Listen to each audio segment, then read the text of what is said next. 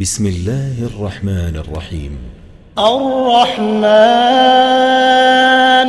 علم القرآن خلق الإنسان علمه البيان الشمس والقمر بحسبان والنجم والشجر يسجدان والسماء رفعها ووضع الميزان ألا تطغوا في الميزان وأقيموا الوزن بالقسط ولا تخسروا الميزان والأرض وضعها للأنام فيها فاكهة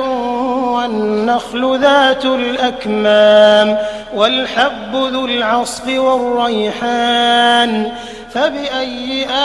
آلاء ربكما تكذبان خلق الإنسان من صلصال كالفخار وخلق الجان من مارج من نار فبأي آلاء ربكما تكذبان رب المشرقين ورب المغربين فبأي آلاء ربكما تكذبان مرج البحرين يلتقيان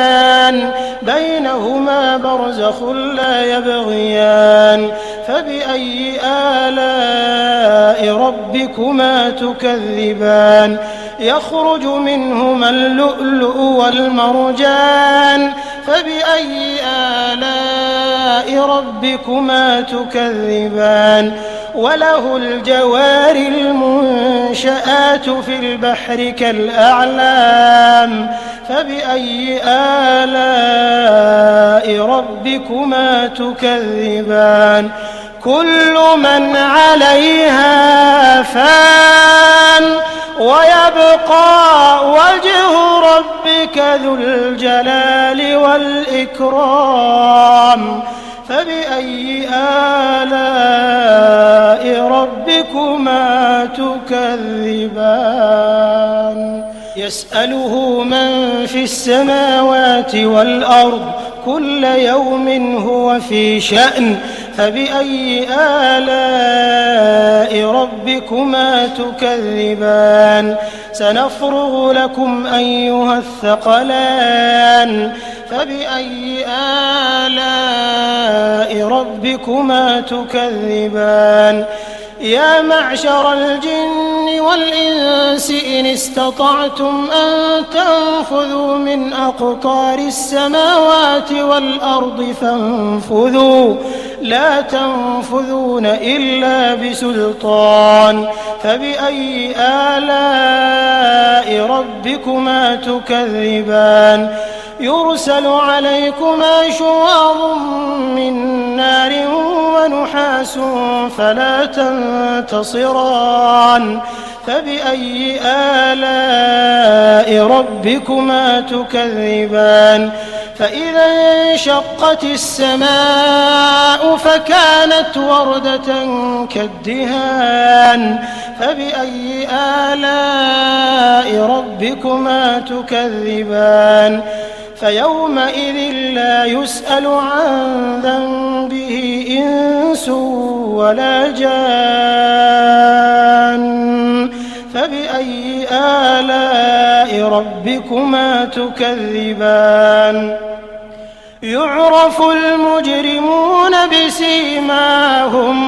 بسيماهم فيؤخذ بالنواصي والأقدام فبأي آلاء ربكما تكذبان هذه جهنم التي يكذب بها المجرمون يطوفون بينها وبين حميم آن فبأي آلاء ربكما تكذبان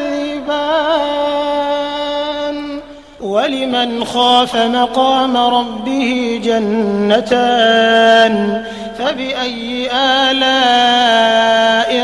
ربكما تكذبان ذواتا أفنان فبأي آلاء ربكما تكذبان فيهما عينان تجريان فبأي آلاء ربكما تكذبان فيهما من